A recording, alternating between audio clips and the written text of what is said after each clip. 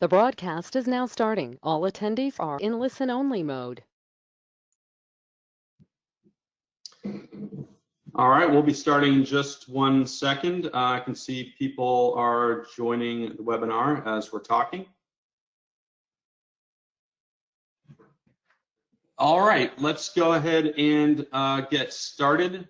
My name is Scott Buelter. I'm going to be hosting this webinar, which is entitled, Upgrading Your Resort Marketing from Standard to Deluxe. We're going to be featuring Mirror Lake Inn and Wallop, a digital marketing agency, as well as, this is led by Ascent 360.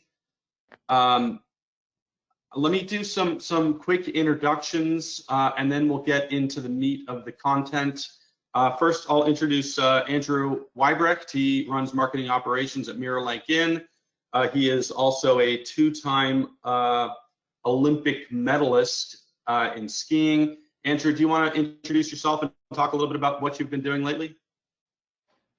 Yeah, thanks, Scott. So Scott hit the high level stuff, but I do marketing operations, but a little bit of everything at the Mirror Lake Inn. We're a family owned and operated business. It's been family owned since it started 100 years ago.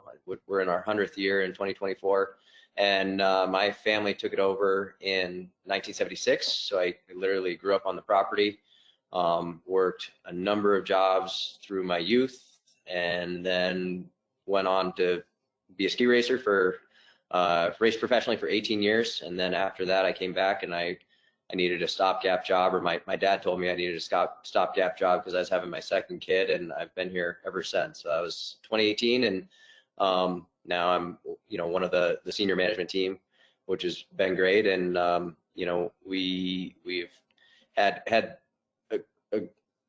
a great opportunity to work with Ascent for, I guess, probably about 4 years now. Kind of started right before COVID, and we'll get into that more, but that's sort of the high level on me. Awesome. Thank you, Andrew. And then Cole, who is the digital marketing lead from Wallop. Cole, do you want to introduce yourself real quick? Yeah, so my name is Cole Howling. I work with Wallop Creative. We're a creative agency out of Vancouver. We work with luxury hotel and travel organizations such as Ace Hotel, Miraval, and of course Mirror Lake Inn. So yeah. Awesome. And then finally, my name is Scott Buelter. I am the founder of Ascent 360. We build a customer data platform that services lots of hospitality organizations, and this is ski resorts like Steamboat out in Colorado, Tremblant up in Canada, and Mirror Lake over there in New York. And we're going to talk a little bit about that today. So what really are we talking about, right? So it is discussing data-driven customer marketing program for Mirror Lake and some of the details around it, and getting into the heart of it, like what is data-driven customer marketing, right? It's all about communicating with guests and prospects using data that you have. That data might come from a property management system, such as RoomMaster, Springer Miller systems. It can be web behavior, right? How they're clicking around your website. It can be what they're telling you in preference centers, or even third-party appended data, such as income or presence of children. All of that data can fit into a customer data platform, and you can use that to market to your customers. So I thought, what's the best way to describe what relationship marketing actually is? And I think this is it. If you've gone to the Mirror Lake website, this is on the first page as you scroll down, and it says, "We personally welcome you to Lake Placid. On behalf of the Mirror Lake family, Danj and I would like to personally welcome you to Lake Placid." And you can kind of read there, Andrew gives his email address. And when you look at this, you say to yourself, okay, I know where I'm going. And these are guys who are going to really take care of me and my family if we're headed over to Mirror Lake, right? It says just a thousand words about what relationship marketing is. I would argue that it's probably in Andrew's DNA, and that's maybe one of the reasons he's been so interested in pushing forward a relationship marketing program. So let's start to get into what that actually is. Just some housekeeping, right? Everyone who's in here is muted. feel free to throw questions in the chat box, even as we're talking. If I'm savvy enough, I will read them as we go or read them at the end. We'll send you a link if you don't make all of it, and then keep out an eye out for handouts and poll questions. I'll do one quick poll question, and Heather's going to throw it up, and you click on buttons, whatever appears in your thing, but it's effectively, like what percentage of your property's bookings are direct? And that is, hey, we mostly rely on OTAs, 10 to 25, 25 to 75, 75 to 99, or 100% where everything's direct. We don't work with OTAs. I think it's maybe an interesting topic to think about as we dive in. I'll give you a few seconds. Okay, it looks like the poll is actually done. I'm not entirely sure how I show those answers, so we'll get to the answers and what everyone showed right at the end. So let's actually just dive in and start digging into the topics. So Andrew, I kicked it off with this idea of, hey, you've got relationship marketing in your DNA, but sort of what's your history around relationship marketing?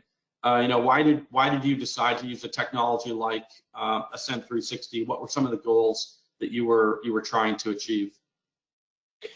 Yeah, so I mean, really, from our perspective, there's two components of it, and there might be more, but basically, we really want to meet our guests kind of as they're coming, after the booking. We want to make sure that our guests have all the information that they need to have a great stay. If it's restaurant closures, information about the resort, just making sure, we have a specific email that goes to people that are bringing a dog, just so they know what all the policies are.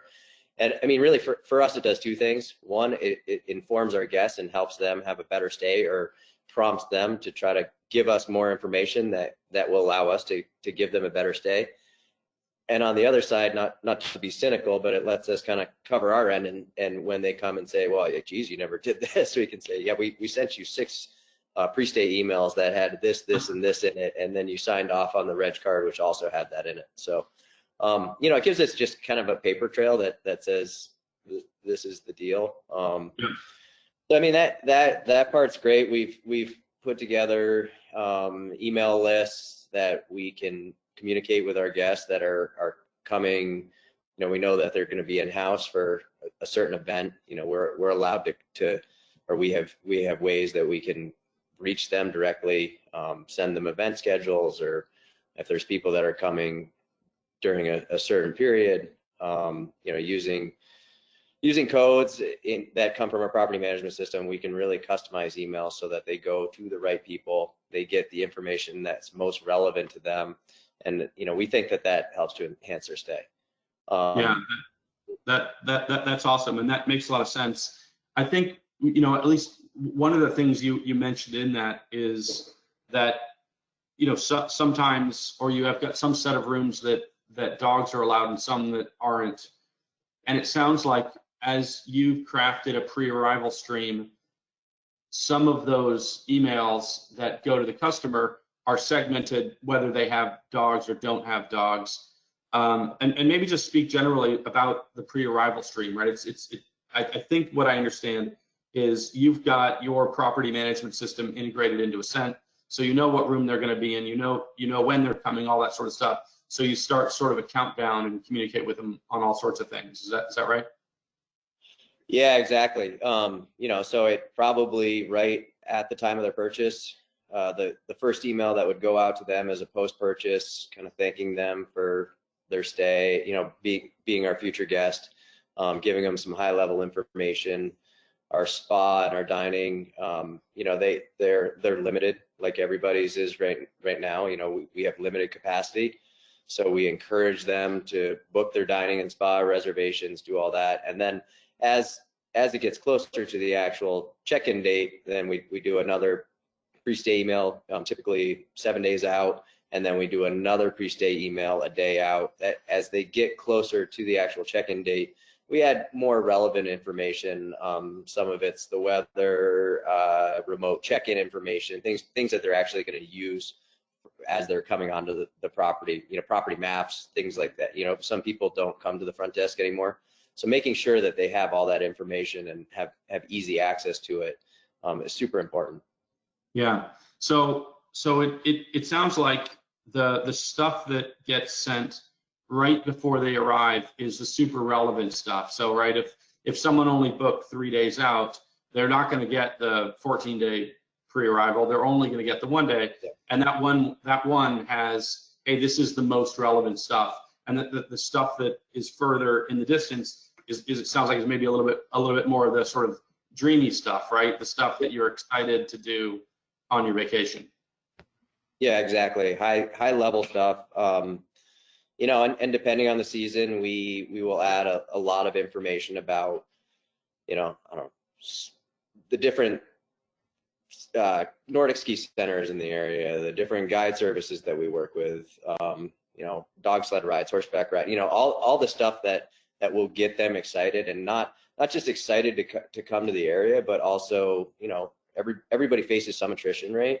So trying to actually keep selling a little bit after you've already made the sale keeps them excited and saying, well, yeah, this is a place that we really want to go. And I think, we don't have a great way of quantifying it, but I would say that it is probably useful in limiting cancellations as well. Yeah, I've experienced exactly that a number of times. My wife and I were once heading on a vacation, a bit to a resort like yours, and one of the emails that we got was all about the kids stuff, and that's when our kids were 5, 6 years old, and wow, we not only got more excited about the trip because they had a mushroom hunting camp and all sorts of really fun stuff, but at the end of the day, we ended up spending more money with the resort itself because these were programs that they were offering. Do you experience some of that? Yeah, I mean, a lot of it's upsell. Obviously the spa side of it that's a huge upsell opportunity. The dining is a huge upsell. Just making them aware of the different dining options that we have. So a lot of our first-time guests don't necessarily realize. I mean, it's hard when you've never been to a resort. They don't realize that they don't really have to leave the resort for any reason, which is great. And we're pretty open with information about the town around us, because that's one of the perks about where we are, is that we're only a quarter mile from the downtown. So it's kind of here are options. If you want to stay put, this is what we got. But keep in mind, we're the only kind of boutique luxury resort that's close to but not on Main Street. Yeah, awesome. And Cole, I know you're the digital marketer, right? You're doing the Google ads, the Facebook ads. You're not necessarily excited about, hey, we've got pre-arrival, but what you can do is all sorts of things with the data. Do you want to speak to like how you guys use data for lookalike models and that sort of stuff? Yeah, so I mean, a lot of what we do is, it kind of weaves into the whole idea of pre-arrival as well, because what we do on the digital strategy side is just the demand creation and trying to extend the luxury of the property of Mirror Lake into before the customer even shows up. So yeah, definitely having those customer lists from something like Ascent 360 is super helpful for us in trying to determine the proper audience that we can target with our ads, because really at the end of the day, it's about targeting the right people at the right time, making sure that they're coming to your website and booking at a time where they're actually in a position to be able to book and are searching for the dates.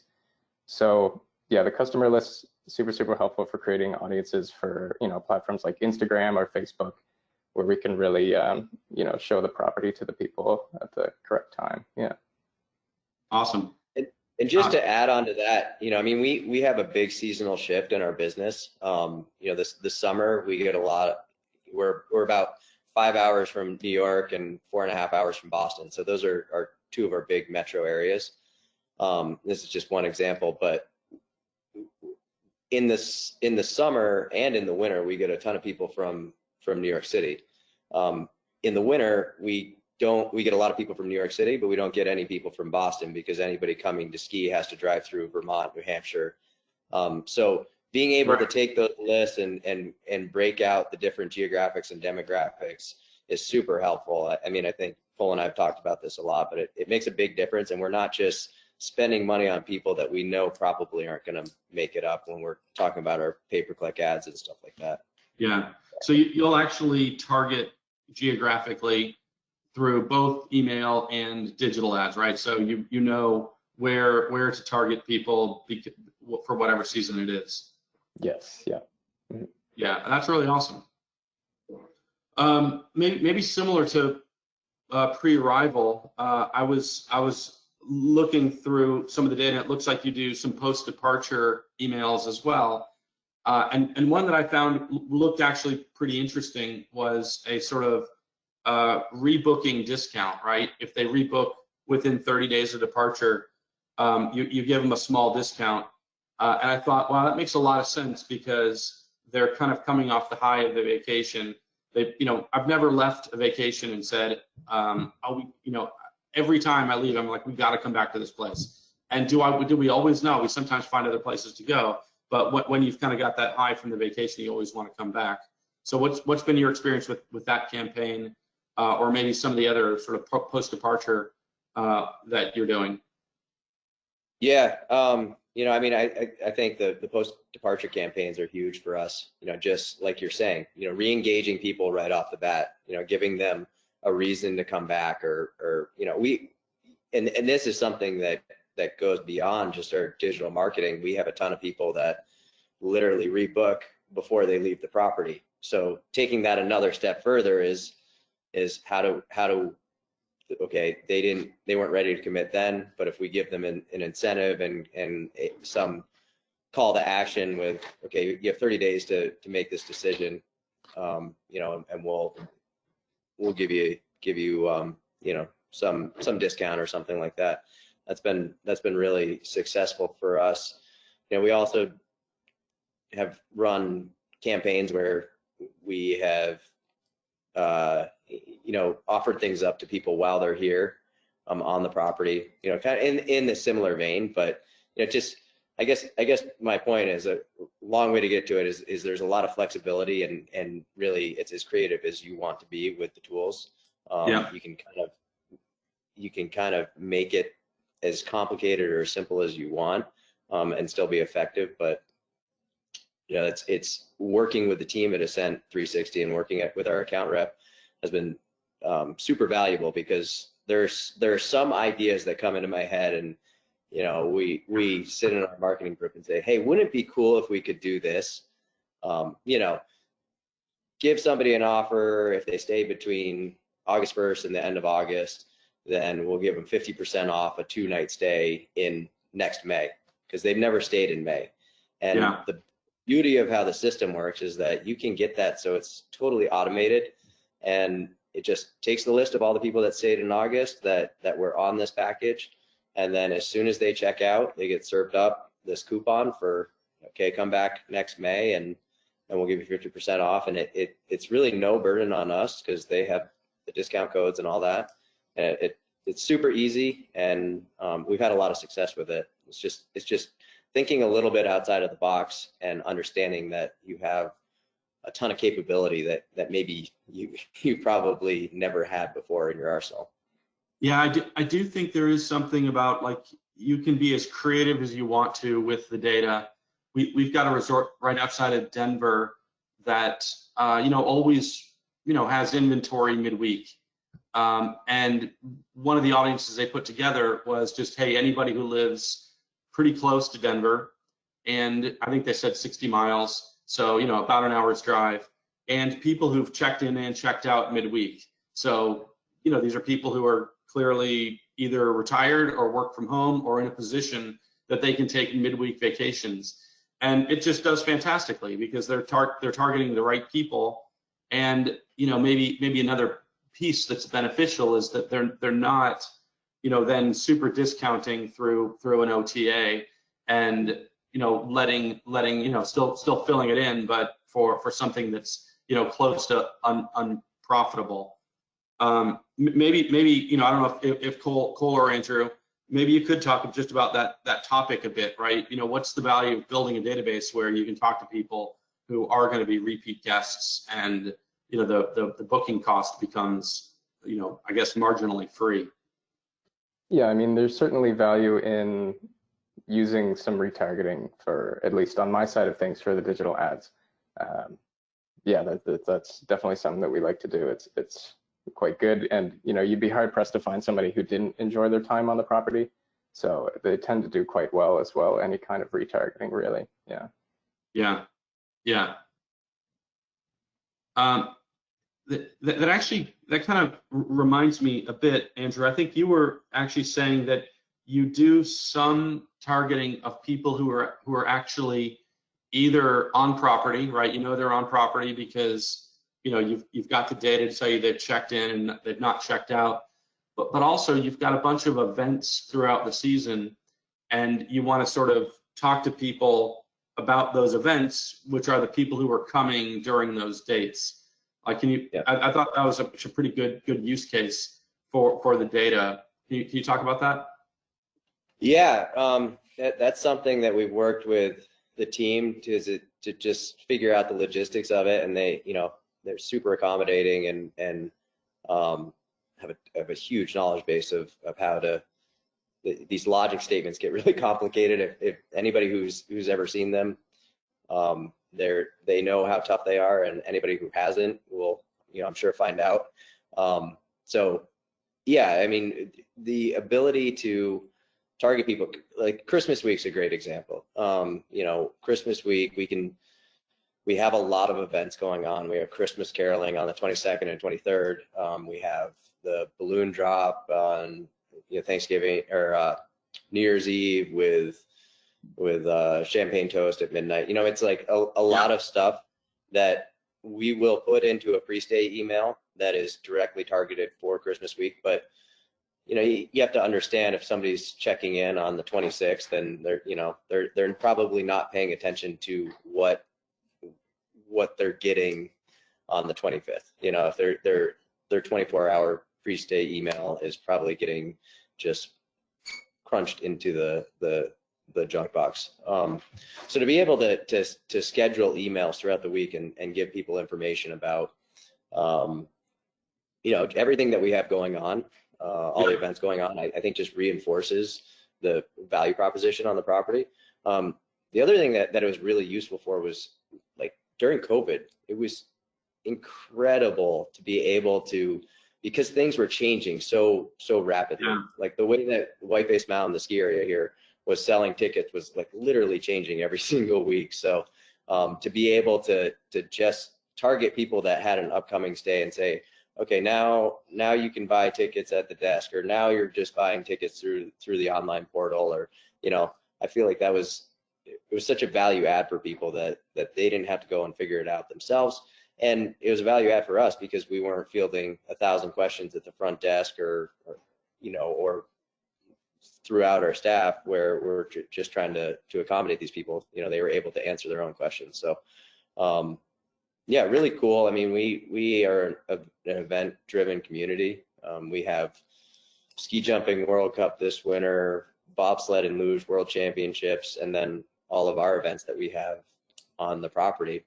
Yeah. So it's really important to be able to inform people in real time, and just know that you're targeting the people that are here right now.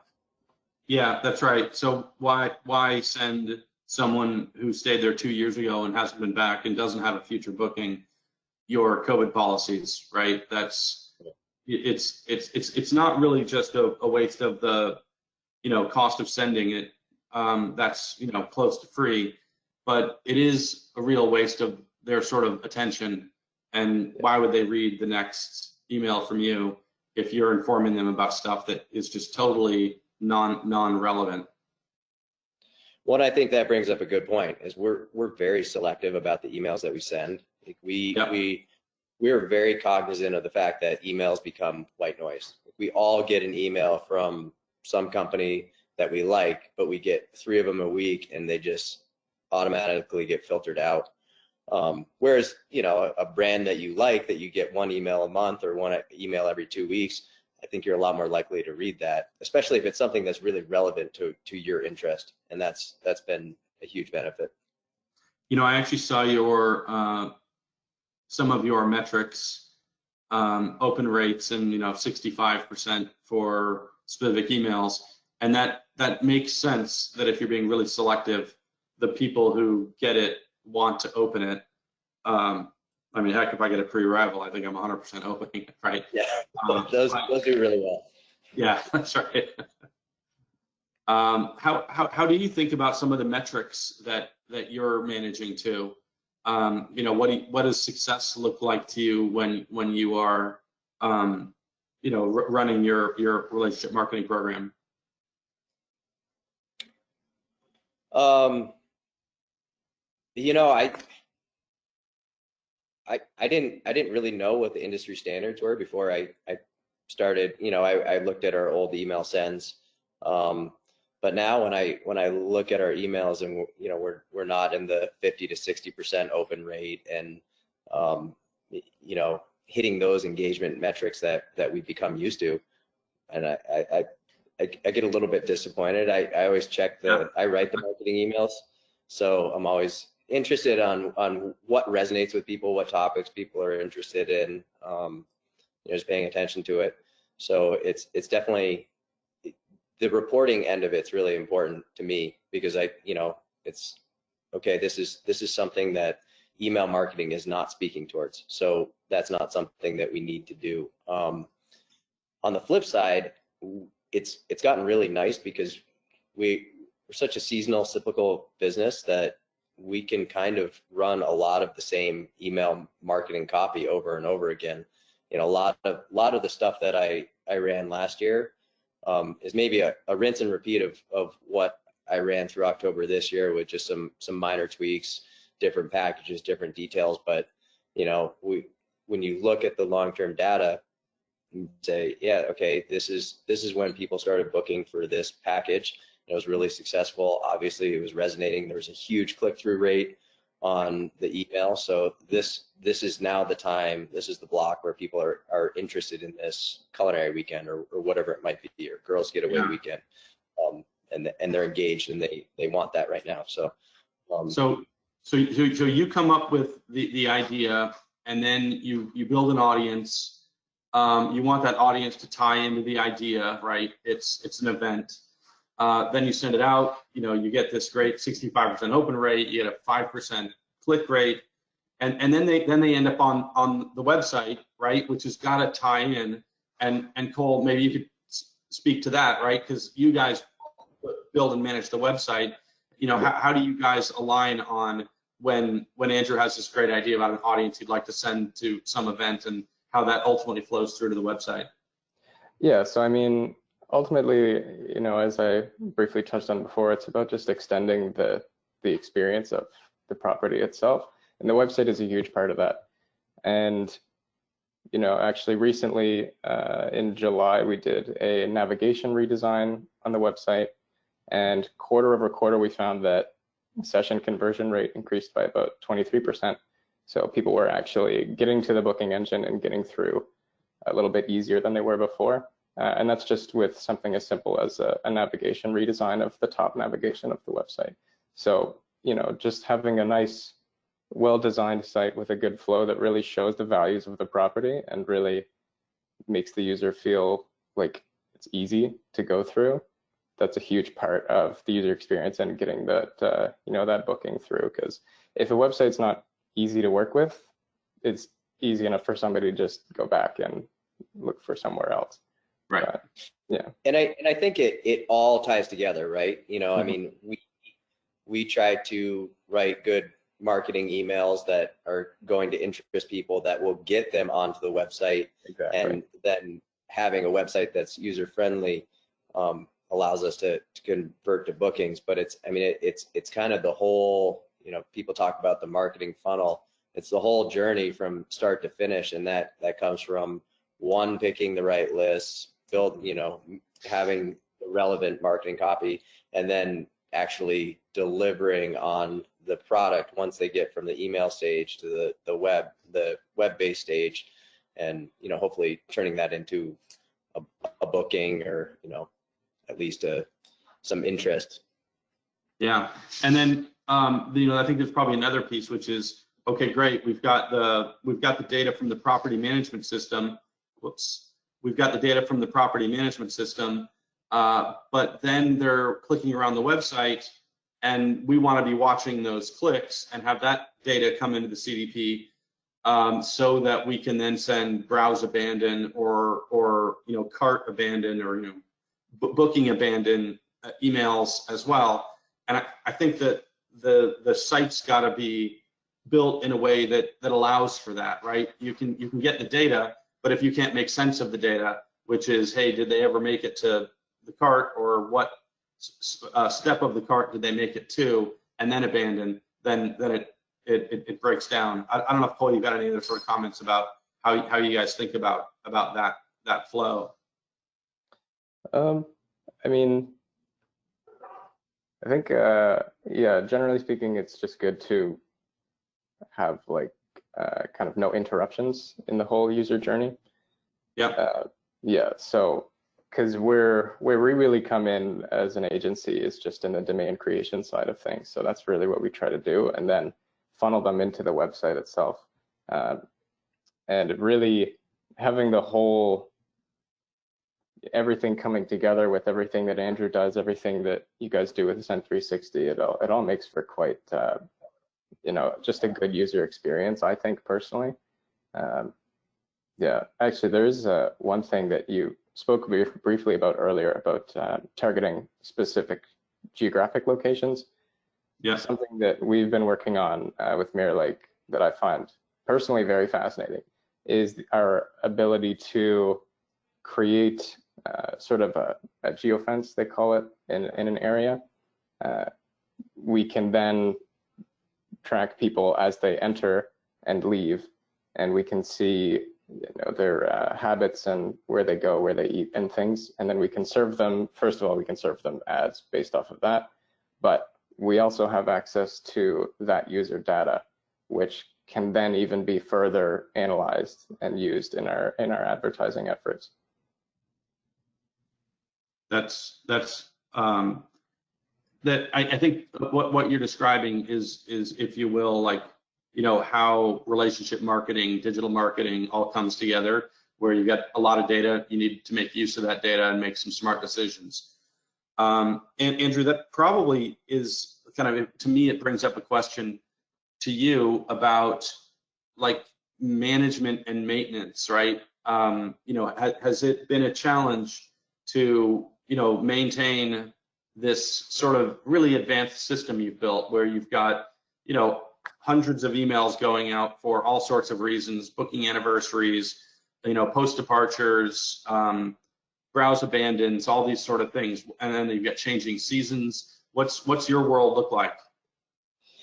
Honestly, it seems complicated. The complicated part is getting it set up, and the team at Ascent was so instrumental in just making sure that everything was set up and sending properly, and that we were capturing the right audiences from our PMS system.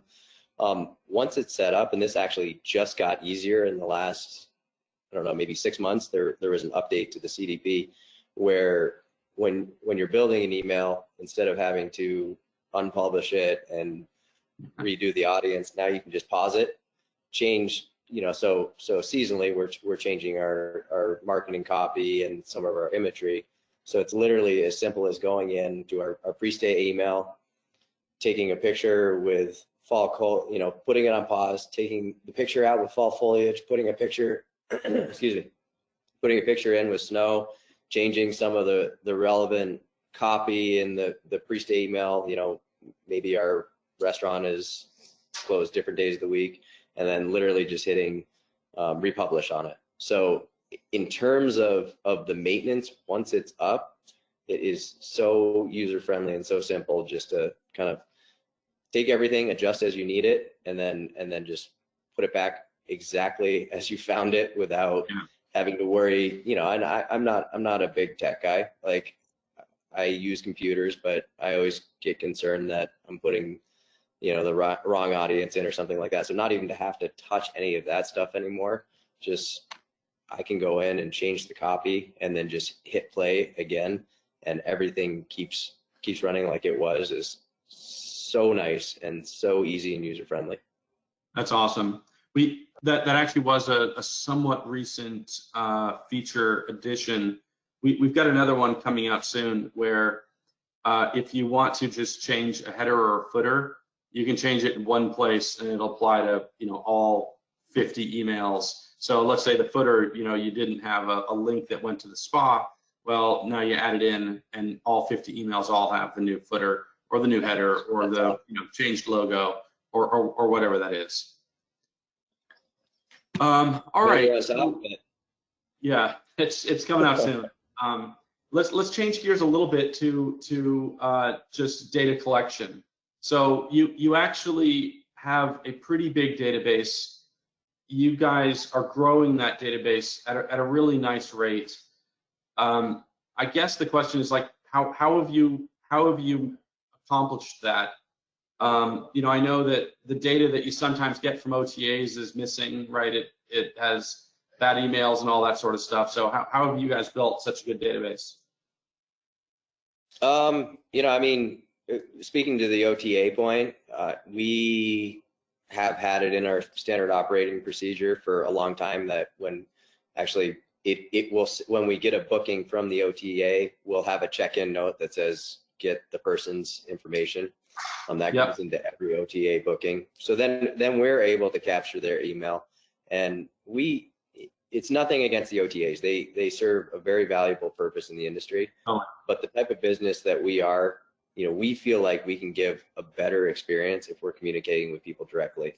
So our priority is direct bookings, and we're probably 80% direct bookings. I would guess. I don't know, Paul, that sounds about right to you. That sounds about right. Yeah.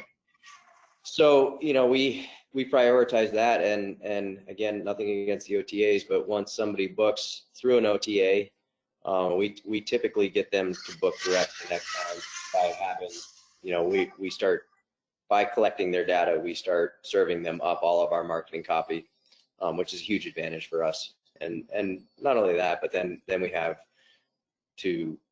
all their geographic, demographic information that we collect through that process as well. So that's super important for us.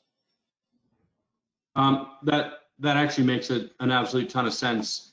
And just hearing the rate at which you are direct booking makes complete sense how the database has been built so well. Do you find it operationally difficult, right? Sometimes we talk to our clients and they say, well, look, our staff really doesn't want to add emails, or they're nervous to ask the guest. Do you find any of that, or has it become easy standard procedure? I think it's been that way even prior to when we were with Ascent. We've always tried to make sure that we have all the best, most relevant information on all the guests that we can.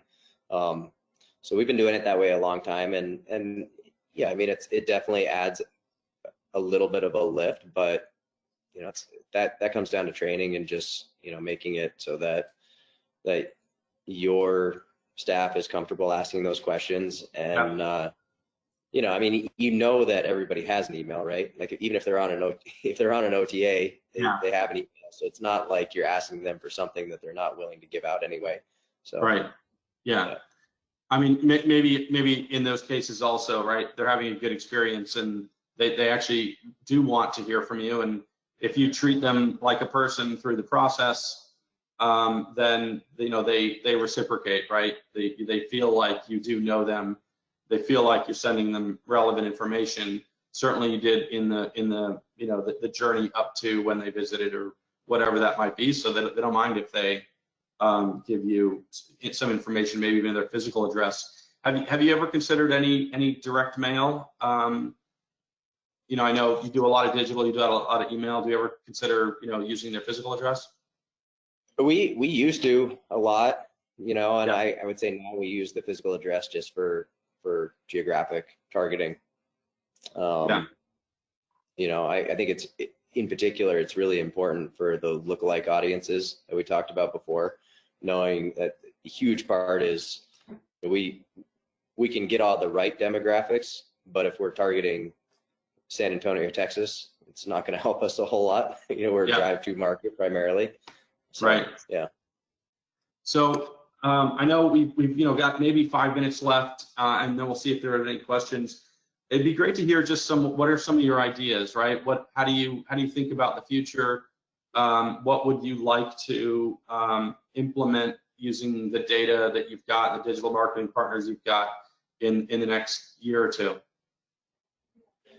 So, I mean, from our end, we're actually, and it's coming off the busy at late summer, fall season. I've been a little bit delinquent on just getting, my ducks in the row with the back of the house logistics. But right now we're working on kind of a better abandoned cart sort of program so that we can pick people, we're trying to figure out how we can pick people up later in the booking engine funnel. Just having somebody that comes into the booking engine, it doesn't give you a whole lot of information. They haven't chosen a room yet. You can't really get that specific and granular with the data.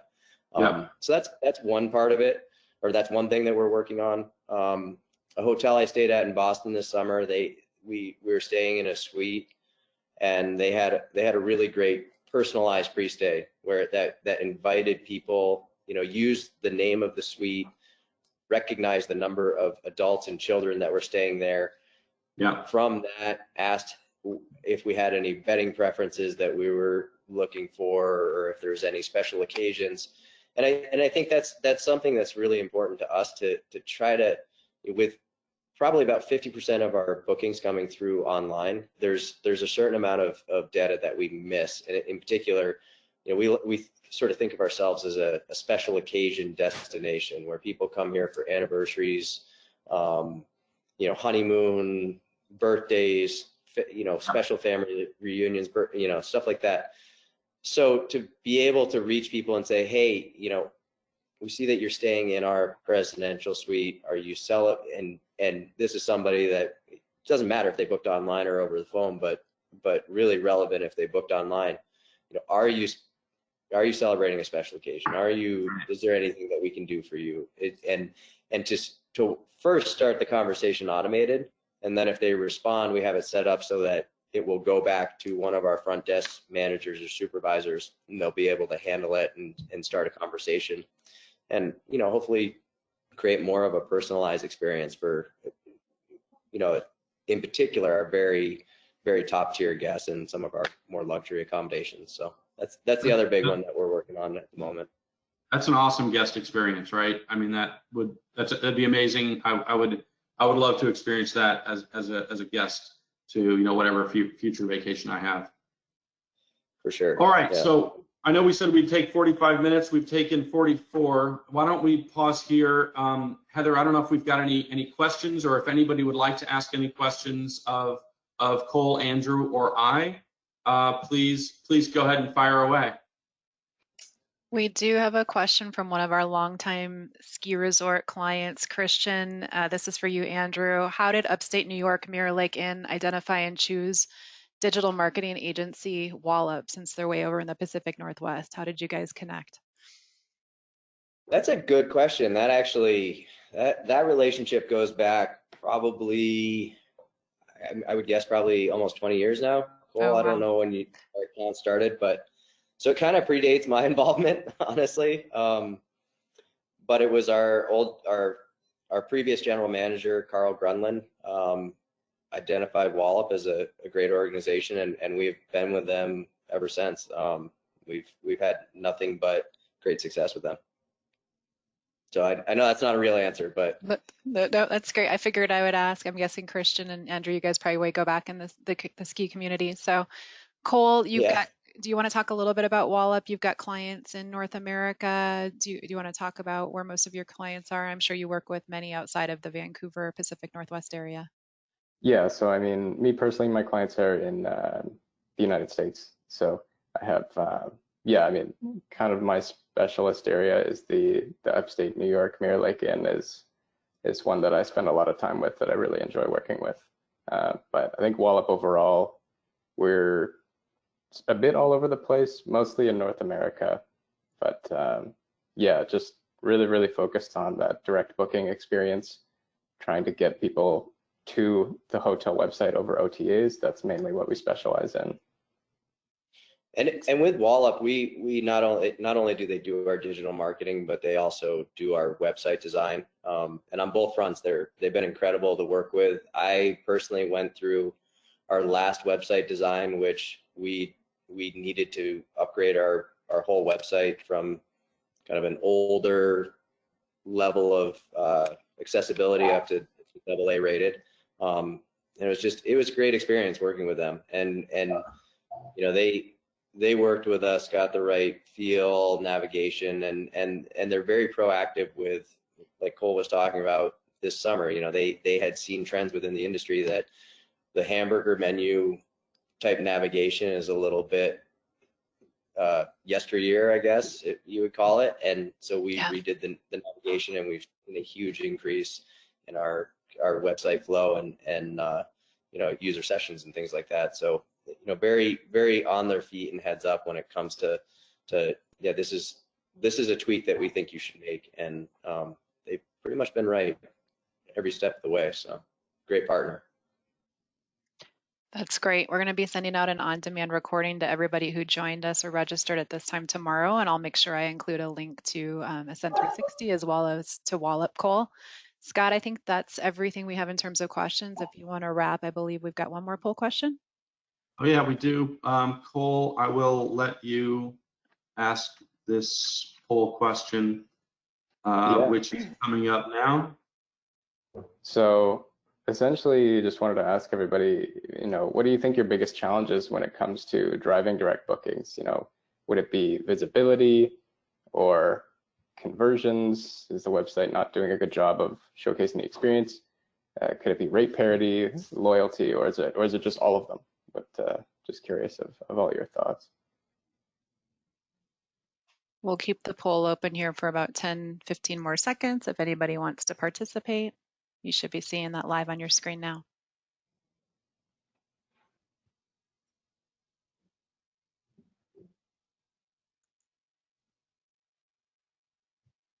All right. So I want to thank everybody for joining. We really appreciate it. You know, if you're interested at all in you know, the customer data platform, the concept, and how to make, you know, relevant experiences and build good relationships with your guests, give us a holler. I think you know how to get a hold of Cole as well through this process. But, you know, huge thanks to Andrew. All right, it's great to you know, have you share your experience. I know there's all sorts of people that are listening now that are saying to themselves, hey, look, I got to go execute on some of these ideas. They really are important, and they've you know, helped you continue to build your business. So thank you very much. Thank you. Thank you too, Cole. Thanks, Scott. Thanks for having me. Absolutely.